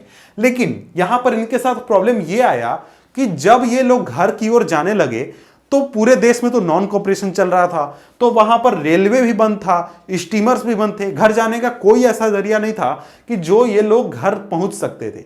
तो इस वजह से इनको रास्ते में ही पकड़ लिया गया और इनको काफी पीटा गया, मारा गया, वापस से वहीं जाना पड़ा जहां पर ये मौजूद थे, यानी प्लांटेशन में इनको फिर से जाना पड़ा। तो यहां पर हम एक चीज समझते हैं कि देखिए, सोसाइटी के जो अलग अलग तबके थे सभी लोगों ने पार्टिसिपेट किया मूवमेंट में, लेकिन इनका जो मतलब था, स्वराज का मतलब, नॉन कॉपरेशन का मतलब, आजादी का मतलब, सभी सोसाइटी के तबके ने अपने हिसाब से निकाला, यानी अपने हिसाब से कि हमें क्या लगता है कि क्या होगा। ट्राइबल्स ने अलग मतलब निकाला, जो ग्रामीण किसान थे उन्होंने अलग मतलब निकाला, जो शहर के लोग थे मिडिल क्लास वो उन्होंने अलग मतलब निकाला, प्लांटेशन वाले लोगों मजदूरों के लिए जो मतलब था वो अलग था। यानी सभी लोगों ने इसमें पार्टिसिपेट किया, लेकिन इनका जो मतलब था वो काफी अलग था, यानी कि जो मीनिंग इन्होंने निकाला स्वराज का वो काफी अलग था। अब इसके बाद हम पढ़ते हैं टुवर्ड सिविल डिसोबीडियंस, ये हमारा नेक्स्ट टॉपिक है। तो हम सिविल डिसओबीडियंस मूवमेंट को पढ़ने से पहले उसके बैकग्राउंड को थोड़ा सा समझ लेते हैं, बैकग्राउंड को थोड़ा सा पढ़ लेते हैं। तो देखिए, फरवरी 1922 में महात्मा गांधी ने जो हमारा नॉन कॉपरेशन मूवमेंट चल रहा था उसको वापस लेने का फैसला लिया, विथड्रॉ करने का फैसला लिया। क्यों किया? क्योंकि उन्होंने देखा कि इंडिया में ये जो मूवमेंट चल रहा है इसको हमने शुरू किया था सत्याग्रह के नाम पर, हम नॉन वायलेंस करेंगे, लेकिन लोग जो हैं वो अभी उतने अच्छे तरीके से ट्रेंड नहीं है सत्याग्रह के लिए, और लोग जब जाते हैं विरोध प्रदर्शन करने तो वहां पर वायलेंस हो जाता है। बहुत सारे जगहों पर अटैक हो रहे थे, लोगों द्वारा सरकारी बिल्डिंग्स पर अटैक हो रहे थे और भी जगहों पर अटैक किए जा रहे थे। तो इस चीज को देखते हुए महात्मा गांधी ने यह फैसला लिया कि हम ये आंदोलन अभी वापस ले लेंगे, लोगों को पहले ट्रेनिंग दिया जाएगा कि आंदोलन कैसे करना है, उसके बाद फिर लोग तैयार होंगे आंदोलन करने के लिए, सत्याग्रह करने के लिए। अब देखिए, यहां पर यह तो महात्मा गांधी का सोचना था, लेकिन दूसरे लीडर्स थे वो चाहते थे कि जो प्रोविंशियल्स इलेक्शन है, प्रोविंशियल काउंसिल जो हैं, जो कि ब्रिटिशर द्वारा सेटअप किए गए हैं, उसमें वो पार्टिसिपेट करें और वहां जाकर अपने मुद्दे उठाएं, अपने जाकर बात रखें। तो वहां पर बात रखने से हम अंग्रेजों का विरोध काउंसिल में रहकर अच्छी तरीके से कर सकते हैं और वहां पर अंग्रेजों को यह समझाना कि आप कहां गलती कर रहे हैं, यह ज्यादा बेहतर तरीका होगा। तो उसमें जो कुछ लोग थे जैसे कि CR दास, मोतीलाल नेहरू, इन्होंने अपने जो कांग्रेस थी उसके अंदर ही स्वराज पार्टी का निर्माण किया ताकि ये चुनाव लड़ सके और काउंसिल में जाकर पार्टिसिपेट कर सकें। अब देखिए, वहीं दूसरे लीडर्स थे, यंग लीडर्स, जैसे कि जवाहरलाल नेहरू और सुभाष चंद्र बोस। ये सब जो लीडर्स थे ये एक तरीके से चाहते थे कि ज्यादा हम बड़ा मूवमेंट करें और भी बड़ा मूवमेंट करें और एक तरीके से हम अब पूर्ण स्वराज की मांग करेंगे, यानी कंप्लीट इंडिपेंडेंस। हम पूर्ण स्वराज की मांग करेंगे, कंप्लीट इंडिपेंडेंस की बात करेंगे। अब यहां पर कोई समझौता नहीं होगा, सीधे हम लोग को कंप्लीट आजादी चाहिए, ऐसा इनका मानना था। अब देखिए, यहां पर कुछ फैक्टर्स हमें समझना चाहिए जो कि बैकग्राउंड में रोल काफी इंपॉर्टेंट अदा कर रहे थे, जो उस समय की स्थिति थी जिसने एक तरीके का पॉलिटिक्स चेंज किया या फिर सेटअप किया। जो फैक्टर्स थे जिसने इंडियन पॉलिटिक्स को सेटअप किया 1920s में, यानी कि 1925 के बाद, 26-27 के बाद, तो इसमें सबसे पहला है वो है वर्ल्ड वाइड इकोनॉमिक स्लोडाउन। तो देखिए, ये जो टॉपिक है इसको हम अगले टॉपिक में अगले चैप्टर में अच्छी तरीके से डिस्कस करने वाले हैं। यहां पर शॉर्ट में समझिए कि देखिए 1928 के बाद जो प्राइसेस थे बहुत सारे चीजों की, जैसे गेहूं हो गया, चावल हो गया, ये जो चीजें बेची जाती थी किसानों द्वारा, इसके प्राइसेस बहुत ज्यादा गिरने लगे थे। तो उस वजह से जो रूरल एरियाज थे वहां पर एक तरीके की काफी बहुत ही खतरनाक स्थिति हो चुकी थी। लोगों के जो इनकम था वो बहुत ही गिर चुका था, लोग जो थे वो काफी परेशान थे। तो ये जो चीज थी इसने बहुत ज्यादा लोगों को प्रभावित किया। 1932 तक ये जो प्राइसेस थे ये बहुत ज्यादा गिर चुके थे। 1928 में गिरना शुरू हुआ था, 1932 तक प्राइसेस बहुत ज्यादा गिर गए थे। अब देखिए, इसके बाद देखिए जो एक और चीज है वो है साइमन कमीशन। साइमन कमीशन आया था 1928 में। उसने भी एक तरीके का पॉलिटिक्स में बहुत ज्यादा बदलाव किया या फिर उसने बहुत ज्यादा छाप छोड़ा। तो इन दोनों की मेरा मतलब है साइमन कमीशन की अब हम बात कर लेते हैं। तो यहां पर अगर हम देखें तो देखिए जो साइमन कमीशन है ये कमीशन बनाया गया था ब्रिटेन में, जो उस समय की टोरी सरकार आई थी उसके द्वारा बनाया गया था। अब ये कमीशन क्यों आया था? ये कमीशन आया था कि इंडिया का जो कॉन्स्टिट्यूशनल सेटअप है, यानी इंडिया में जिस तरीके से ब्रिटिश रूल काम करता है उसको स्टडी किया जाए, उसमें कुछ कमियां हैं तो उसको सुधारा जाए, उसके ऊपर पूरा रिपोर्ट देने का काम इनको सौंपा गया था। लेकिन यहां पर ये जो पूरा कमेटी था इसको क्या करना था? इसको करना था कि जो नेशनलिस्ट लोग हैं उनके डिमांड को समझिए और कॉन्स्टिट्यूशनल सिस्टम है उसको समझिए, आप सुझाव दीजिए कि क्या करना चाहिए। लेकिन इस पूरे कमीशन में एक भी इंडियन आदमी नहीं था। सभी लोग अंग्रेज थे, सभी लोग वहां पर आपस में बैठकर डिस्कशन करते थे, खुद में बातचीत करते थे, खुद में सब चीज डिस्कशन इनको करने का काम दिया गया था। तो इस चीज को लेकर जो यहां पर लोग थे, यानी कांग्रेस थी और भी जो लोग थे, वो इसको पसंद नहीं कर रहे थे। बोल रहे थे कि यार हम लोग से बात करने आए हो और आपस में बैठकर तुम लोग डिस्कशन कर रहे हो, तो क्या तुम लोग एक तरीके से हम लोग बात समझोगे? आपको अगर करना है तो आप लोग इंडियंस को शामिल कीजिए, तब इस कमीशन को बनाइए। तो इस वजह से जब 1928 में कमीशन यहां पर आया, इंडिया आया, तो इस कमीशन का कांग्रेस या फिर दूसरे लोगों द्वारा, दूसरे पार्टीज द्वारा विरोध किया गया। गो बैक साइमन या फिर साइमन कमीशन गो बैक के नारे लगाए गए, इस तरीके से किया गया। अब इसके बाद आगे चलकर पूर्ण स्वराज का एक तरीके से डिमांड रखा गया लाहौर सेशन में, और वहां पर इसको एक्सेप्ट कर लिया गया लाहौर सेशन में कांग्रेस द्वारा दिसंबर 29 में। और यहां पर इसका चेयरमैन थे, ये जो हुआ था सेशन, इसके चेयरमैन थे जवाहरलाल नेहरू। और इसके साथ ही 26 जनवरी को एक तरीके से डिसाइड किया कि इंडिया का इंडिपेंडेंस डे के रूप में मनाया जाएगा, यानी कि घोषित कर दिया गया कि 26 जनवरी को अब हम आज़ादी का दिन के रूप में मनाएंगे, इंडिपेंडेंस डे के रूप में मनाएंगे। और इसी वजह से 1950 में 26 जनवरी के दिन हमारा जो रिपब्लिक डे वो मनता है, इसी तारीख को ये एक्सेप्ट किया गया था, इसी रीजन से। तो देखिए यहां पर ये तो चीज़ हमने देख ली। अब इसके बाद अब हम आगे बढ़ते हैं, तो आगे हमारा नेक्स्ट टॉपिक आ जाता है और वो है the salt march and civil disobedience movement. क्योंकि देखिए जो सिविल डिसओबीडियंस मूवमेंट था, सविनय अवज्ञा आंदोलन, इसकी शुरुआत हुई थी साल्ट मार्च के साथ, जिसको कि डांडी मार्च के नाम से भी जाना जाता है। तो देखिए गांधी जी ने साल्ट मार्च क्यों किया था? साल्ट मार्च, डांडी मार्च क्यों किया था? उन्होंने ये साल्ट मार्च या फिर डांडी मार्च इसलिए किया था क्योंकि इंडिया में या फिर वर्ल्ड में कहीं भी जो साल्ट है वो बहुत ही बेसिक चीज है। आप कोई भी हो, सोसाइटी में आप किसी भी तबके पर हो, आपको सॉल्ट की जरूरत है, आपको नमक की जरूरत है। जैसे कि अगर कोई किसान है उसको भी नमक चाहिए खाने के समय, कोई करोड़पति है उसको भी चाहिए, कोई अरबपति है उसको भी चाहिए, प्रधानमंत्री को भी चाहिए, हर एक व्यक्ति को चाहिए नमक, चाहे वो किसी भी पद पर हो, सोसाइटी के किसी भी तबके में है। तो इसलिए सॉल्ट एक ऐसा चीज था जो कि एक तरीके का एक ऐसा चीज था जो कि इंडिया के सभी लोगों को एक साथ ला सकता था, सभी लोग उस मूवमेंट में शामिल हो सकते थे, इसलिए सॉल्ट को चुना गया। तो महात्मा गांधी ने 31 जनवरी 1930 को लॉर्ड इरविन को एक लेटर लिखा। लॉर्ड इरविन कौन थे? इंडिया के वाइसरॉय थे। तो उनको ये लेटर लिखा कि मेरे ये डिमांड्स, यानी एक डिमांड्स पूरा अपना लिखकर लेटर लिखा कि आप 11 मार्च तक मेरे इन सारे डिमांड्स को पूरा कर दीजिए, नहीं पूरा कीजिएगा तो उसके बाद मैं सिविल डिसओबीडियंस मूवमेंट स्टार्ट कर दूंगा। तो देखिए यहां पर ये जो डिमांड्स का लिस्ट महात्मा गांधी द्वारा दिया गया था, इस डिमांड्स के लिस्ट में सभी लोगों के डिमांड थे, यानी कुछ डिमांड किसानों के थे, कुछ डिमांड मिडिल क्लास के थे, कुछ डिमांड इंडस्ट्रियलिस्ट थे, यानी सभी लोगों के डिमांड थे। तो ये डिमांड उनके द्वारा सौंपा गया लॉर्ड इरविन को। लॉर्ड इरविन ने कहा कि नहीं, मैं कोई भी नेगोशिएशन नहीं करूंगा, आपको जो करना है कर लीजिए। तो इसके बाद महात्मा गांधी ने डिसाइड किया कि हम नमक यात्रा करेंगे और नमक यात्रा करके नमक कानून को तोड़ेंगे। अब ये नमक कानून क्या था?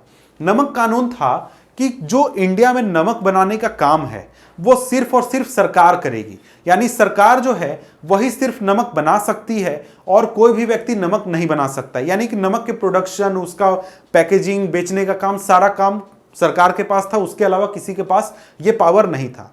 तो इसलिए सॉल्ट मार्च निकाला गया कि हम नमक यात्रा निकालेंगे और जाकर नमक बनाकर नमक कानून तोड़ेंगे। तो इस तरीके से सॉल्ट मार्च किया गया था। अब देखिए ये जो नमक यात्रा था या फिर दांडी यात्रा था, ये 12 मार्च 1930 को शुरू किया गया था। क्यों? क्योंकि 11 मार्च तक उनके डिमांड्स पूरे नहीं हुए, इस वजह से। तो देखिए यहां पर जो गांधी जी थे उन्होंने अपना यात्रा शुरू किया 12 मार्च को। यात्रा में वो जहां भी रुकते थे, रुककर वो भाषण देते थे, हजारों लोग उनको सुनने आते थे। इसके बाद आगे चलते थे, आगे रुकते थे, वहां भी हजारों लोग सुनने आते थे। तो ऐसे करते करते वो अंत में जहां जाकर पहुंचे दांडी, जो कि एक गांव है गुजरात का, 6 अप्रैल 1930 को वो वहां पहुंचे। और वहां पर उन्होंने जो सी वाटर था यानी समुद्र का पानी था उसको बॉयल करके नमक बनाया, जिसके जरिए उन्होंने नमक कानून को तोड़ा।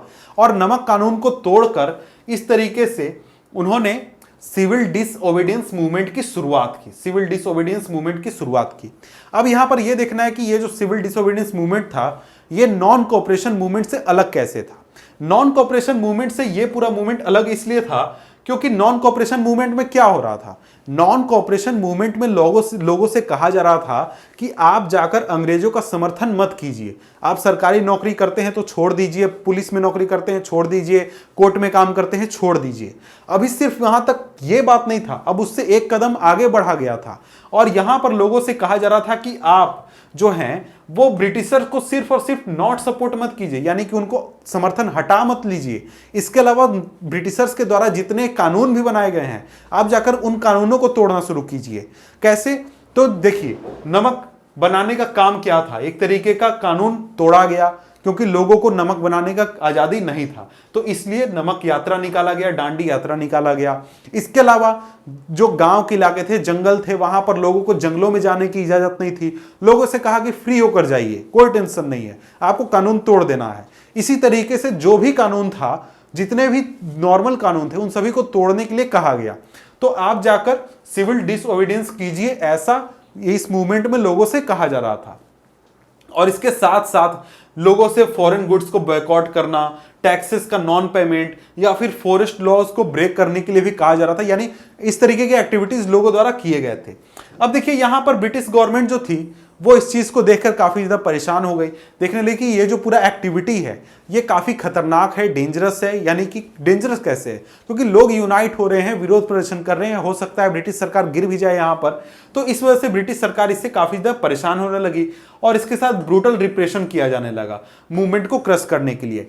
हजारों की संख्या में लीडर्स को अरेस्ट किया जाने लगा, बहुत ज्यादा लोगों को मारा पीटा जाने लगी। यानी जहां भी प्रोसेशन होता था वहां पर लोगों पर अटैक कर दिया जाता था, उनको जेल में डाल दिया गया। इससे बहुत सारी एक्टिविटीज की गई। फिर से जो पूरा मूवमेंट है ये वायलेंट होने लगा। तो अंत में जाकर जो महात्मा गांधी थे उन्होंने ये मूवमेंट भी विड्रॉ कर लिया। ये पूरा मूवमेंट को देखते हुए कि ये जो पूरा मूवमेंट है काफी वायलेंट हो रहा है। और इसके बाद जो महात्मा गांधी थे वो चले गए एक पैक्ट में, यानी कि पैक्ट में चले गए। इसका मतलब है कि उन्होंने एक समझौता कर लिया। किसके साथ? ये समझौता उन्होंने किया था लॉर्ड इरविन के साथ, और इसको कहा गया गांधी इरविन पैक्ट। तो अब हम देखते हैं टॉपिक गांधी इरविन पैक्ट।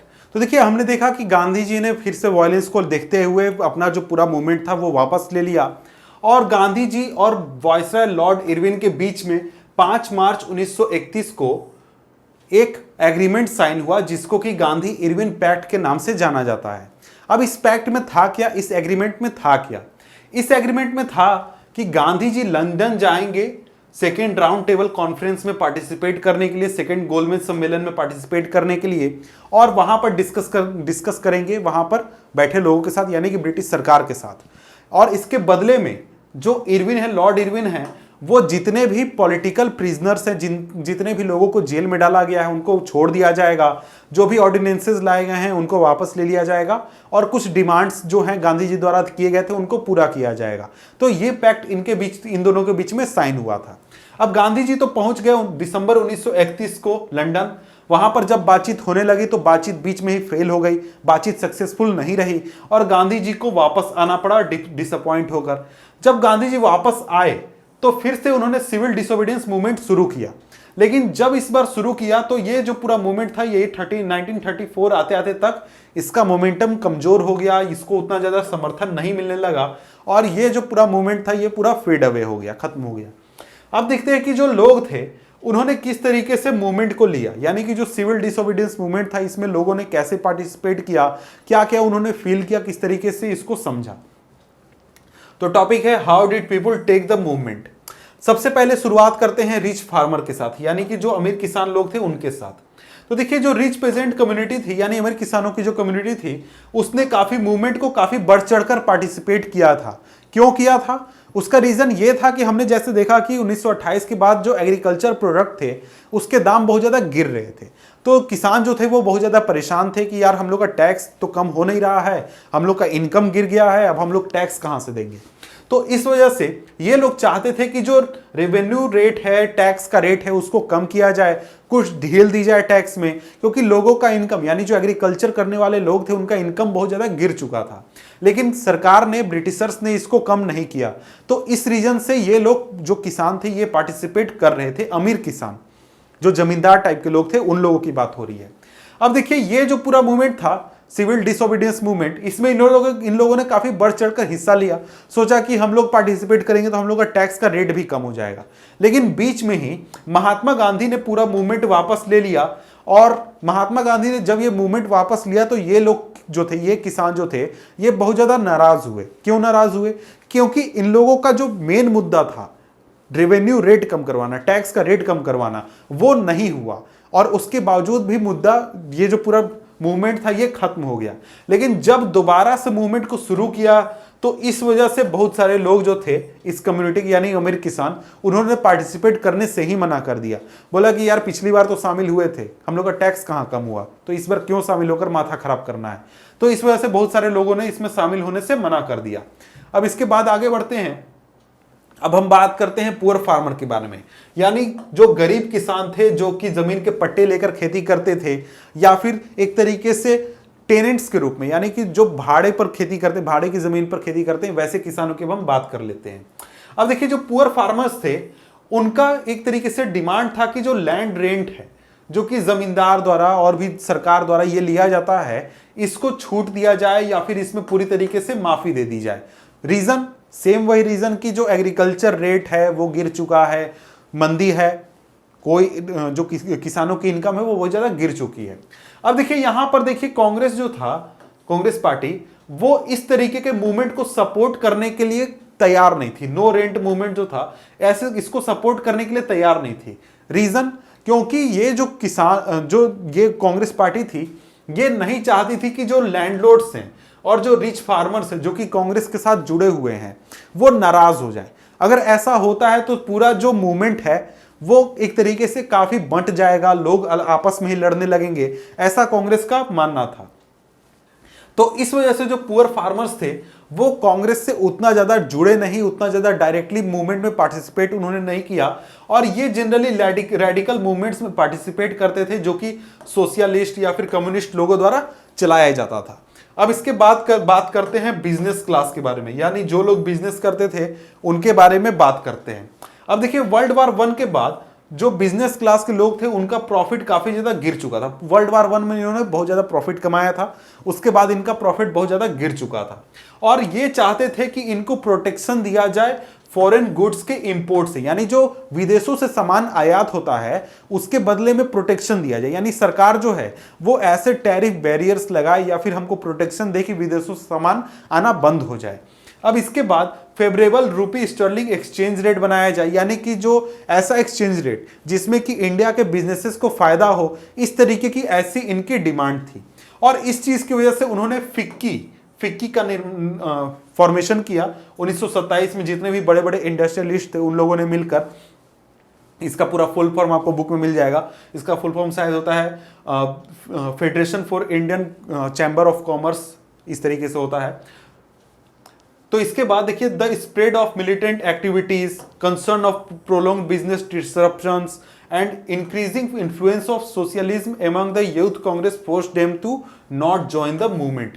यानी कि जो ये बिजनेस क्लास के लोग थे, इन्होंने देखा कि जो मिलिटेंट एक्टिविटीज हैं ये बहुत ज्यादा बढ़ रही हैं, इसके साथ ही बिजनेस बहुत समय तक प्रभावित हो जा रहा है। इसके साथ ही जो यंग जो कांग्रेस के मेंबर्स हैं या फिर यंग जो लीडर्स हैं उनके बीच में सोशलिज्म की जो भावना है वो बहुत ज़्यादा बढ़ रही है।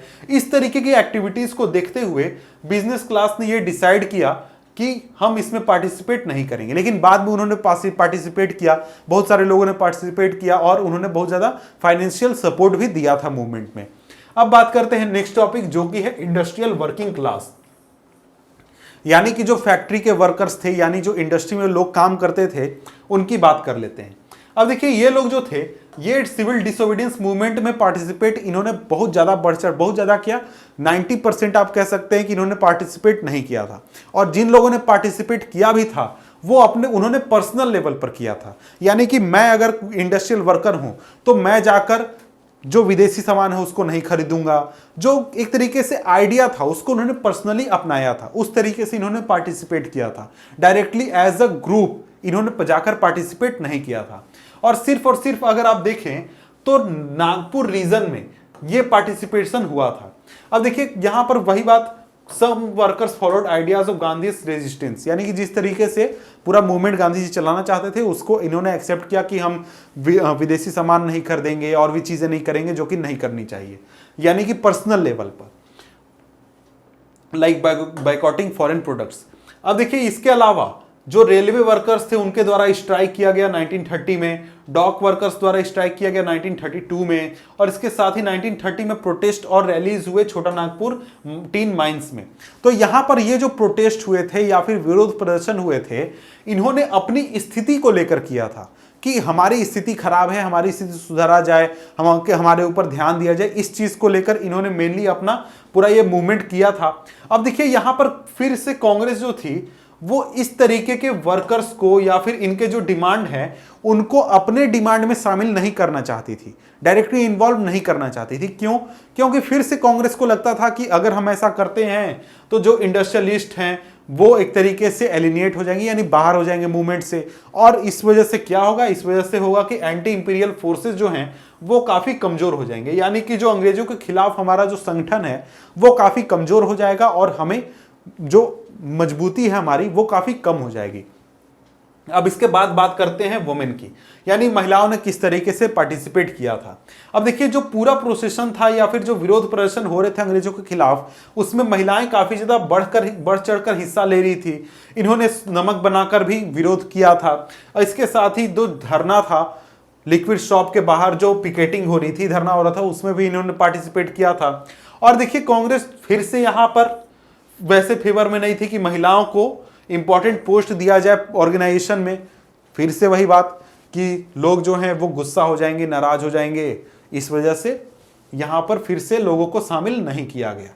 अब इसके बाद अगर हम देखते हैं तो इसके बाद आता है नेक्स्ट टॉपिक, वो है limits of civil disobedience movement. अब देखिए यहां पर लिमिट्स क्या था सिविल डिसोबीडियंस मूवमेंट का। अब देखिए यहां पर ऐसा नहीं था कि सभी लोग, यानी कि सोसाइटी के सभी तबके सिविल डिसोबीडियंस मूवमेंट से खुश थे या फिर उसमें पार्टिसिपेट कर रहे थे। तो देखिए जो सबसे लोएस्ट सोसाइटी के तबके थे, जिनको कि दलित या फिर अनटचेबल के नाम से जाना जाता है, इन्होंने इस पूरे एक्टिविटी में एक्टिवली पार्टिसिपेट नहीं किया। उनका यह मानना था कि जो पॉलिटिकल एम्पावरमेंट है वो ज्यादा जरूरी है उनके लिए, ताकि उनकी जो स्थिति है, सोशल डिसेबिलिटीज है उनकी, वो खत्म कर देगी। यानी कि उनको जो सोसाइटी में हाशिए पर वो हैं, उनकी जो सोसाइटी में स्थिति है उसको सुधारने के लिए पॉलिटिकल एक्टिविटी उनका बहुत ही ज़रूरी है। पॉलिटिक्स में पार्टिसिपेट करना, चुनाव लड़ना, ये उनके लिए बहुत ही ज़रूरी है। और इसके साथ ही उन्होंने जो सीट्स है, यानी जो कॉन्स्टिट्यूएंसीज हैं, उनमें सेपरेट सीट या फिर सीट के लिए रिजर्वेशन का डिमांड किया। और इसके साथ ही डॉक्टर B.R. अम्बेडकर ने एक इंस्टीट्यूशन फॉर्म के 1930 में, जिसका नाम था डिप्रेस्ड क्लासेस एसोसिएशन, और इसमें लोगों को, यानी जो दलित लोग थे उनको संगठित किया गया था उनके द्वारा। इसके बाद अगर हम आगे बढ़ते हैं तो इसके बाद गांधी जी और डॉक्टर B.R. अम्बेडकर के बीच में जो सेकंड राउंड टेबल था वहां पर क्लैश हुआ था। क्यों क्लैश हुआ था? क्योंकि जो बी आर अम्बेडकर का डिमांड था कि ये जो सीट का सेपरेट कॉन्स्टिट्यूएंसीज हैं, सीट का रिजर्वेशन, इसको अंग्रेजों द्वारा मान लिया गया था, लेकिन गांधी जी इसके पक्ष में नहीं थे। उनका कहना यह था कि अगर हम ऐसा करते हैं तो जो सोसाइटी है उसमें दोनों सोसाइटीज को, यानी कि सोसाइटी के दोनों तबकों को एक साथ हम नहीं लाएंगे, बल्कि दोनों में डिवाइड हो जाएगा, दोनों में लड़ाई हो जाएगा अगर हम ऐसा करते हैं तो, सेपरेट कॉन्स्टिट्यूएंसी बना देते हैं तो। इस चीज को कहते हुए गांधी जी ने बी आर अम्बेडकर का विरोध किया था, और बाद में चलकर बी आर अम्बेडकर ने गांधी जी की बात मान ली, और इसके बाद पूना पैक्ट को साइन किया गया था। अब पूना पैक्ट में था क्या? पूना पैक्ट में था कि जो रिजर्व सीट्स हैं वो तो रहेंगी, लेकिन उसके लिए जो वोटिंग का काम होगा वो जनरल लोगों द्वारा किया जाएगा, यानी सभी लोगों द्वारा किया जाएगा, सभी कास्ट के लोगों द्वारा। और यहां पर पहले क्या डिमांड था कि सिर्फ उसी कास्ट के लोग वोट करेंगे, इस तरीके की डिमांड थी। लेकिन अब क्या कर दिया गया कि सभी लोग, जनरल लोग, कोई भी कास्ट का होगा वो वोटिंग देगा, केवल कैंडिडेट जो होगा वो होगा रिजर्व कास्ट का। इस तरीके से वहां पर एग्रीमेंट किया गया था। और ये जो पूना पैक्ट था ये 1932 में साइन किया गया था। और इसके साथ ही जो मुस्लिम लीग थी, वो जो उसके मोहम्मद अली जिन्ना थे, वो भी चाहते थे कि सीट रिजर्व किया जाए मुस्लिम्स के लिए सेंट्रल असेंबली में, या फिर जो प्रोविंशियल चुनाव है वहां पर उस रेशियो में, जिस रेशियो में वहां पर पॉपुलेशन है, यानी जहां पर मुस्लिम का पॉपुलेशन ज्यादा है वहां पर मुस्लिम के लिए सीट रिजर्व किया जाए। और इसके साथ ही मुस्लिम्स का भी एक बहुत बड़ा सेक्शन जो था वो सिविल डिसोबीडियंस मूवमेंट में पार्टिसिपेट नहीं कर रहा था। क्यों नहीं कर रहा था? क्योंकि इन्होंने पहले देखा था कि जो खिलाफत इशू को लेकर मूवमेंट उठाया गया था, मूवमेंट चलाया गया था, वो उतना सक्सेसफुल नहीं रहा था, और भी बहुत सारे रीजनों से ये पार्टिसिपेट नहीं कर रहे थे। अब इसके बाद आ जाता है नेक्स्ट टॉपिक, जो कि है सेंस ऑफ कलेक्टिव बिलोंगिंग, यानी कि एकता की भावना। कलेक्टिव बिलोंगिंग यानी कि कलेक्टिव आइडेंटिटी कैसे क्रिएट होता है, इस चीज को यहां पर समझने वाले हैं। A sense of collective belonging came partly through experience of United struggle, यानी कि हम लोग, इंडिया के सभी लोग, चाहे वो किसी भी कास्ट का हो, किसी भी कम्युनिटी का हो, किसी भी रीजन का रहने वाला हो, सभी एक साथ मिलकर अंग्रेजों के खिलाफ फाइट कर रहे थे, अंग्रेजों के खिलाफ लड़ाई कर रहे थे। तो इस वजह से सभी लोग जो थे एक तरीके से उनके बीच में कलेक्टिव बिलोंगिंग या फिर कलेक्टिव आइडेंटिटी की बात आने लगी। पहले लोग क्या थे? पहले लोग खुद को मद्रासी, खुद को कन्नड़, या फिर खुद को मराठी, खुद को यूपी वाला, इस तरीके से आइडेंटिटी रखते थे। लेकिन जब एक साथ सभी लोग एक दुश्मन के खिलाफ लड़ाई लड़ने लगे तो इस वजह से सभी लोगों के बीच में कलेक्टिव बिलोंगिंग की बात आने लगी, यानी कलेक्टिव आइडेंटिटी। अब हम इंडियन हैं, इंडियन, इस तरीके की बात आने लगी लोगों के बीच में। इसके अलावा history, literature, folklore, songs, pictures, icons, ये सभी ऐसी चीजें थी जिसने नेशनलिज्म को रियलाइज करने में काफी ज्यादा मदद किया। उसमें से कुछ एग्जांपल हैं, जैसे कि भारत माता के इमेज बनाया गया, जिसको कि इंडिया मदरलैंड के साथ जोड़कर देखा जाने लगा, यानी कि भारत हमारी माता है, ये जो जमीन है ये हमारी माँ है, इस तरीके की बात होने लगी, भारत माता का इमेज आने लगा, जो कि बनाया गया था बंकिम चंद्र चट्टोपाध्याय के द्वारा। और इसके साथ ही जो वंदे मातरम हाइम था, यानी वंदे मातरम जो लिखा गया था वो भी इन्हीं के द्वारा लिखा गया था। अब इसके साथ ही जो अवनींद्र नाथ जो थे, इन्होंने भारत माता का इमेज पेंट किया था। और इसके साथ ही स्वदेशी मूवमेंट के दौरान बंगाल में ट्राई कलर फ्लैग का निर्माण किया था, जिसमें कि सेंटर में 8 लोटस थे, जो कि इंडिया के 8 प्रोविंसेस को दिखाते थे, जो कि उस समय इंडिया में 8 प्रोविंसेस होते थे। और इसके साथ ही क्रिसेंट मून बीच में था, जो कि हिंदू और मुस्लिम्स को डिनोट करता था। इसके बाद 1921 तक जो गांधी जी थे, उन्होंने भी अपना एक स्वराज फ्लैग बनाया था। इसमें भी ट्राई कलर रखा गया था, रेड, ग्रीन और व्हाइट। और इसके बीच में गांधीयन स्पिनिंग व्हील, यानी जो चरखा होता है, उसको रखा गया था। और देखिए, another way of creating feeling of nationalism was री इंटरप्रिटेशन ऑफ हिस्ट्री, यानी कि हिस्ट्री को री इंटरप्रेट किया जाने लगा। री इंटरप्रेट का क्या मतलब होता है?